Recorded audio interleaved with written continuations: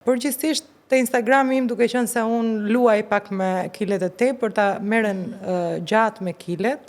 Kjo nuk më ka afektuar, por sot mendoj se kam edhe një qëndrim pak edhe më të pjekur për kilet, pamjen, peshën dhe shëndetin, ose do ta thoja ndryshe shëndetin, kilet, pamjen, peshën e me radhë, sepse komentojmë vetëm atë që duket.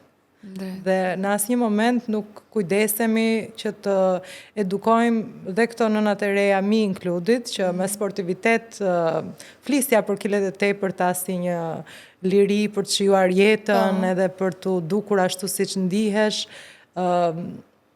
Por sot them që në fakt vëmendjen duhet ta vendosim te shëndeti dhe të ushqyerit shëndetshëm edhe fëmijëve tanë.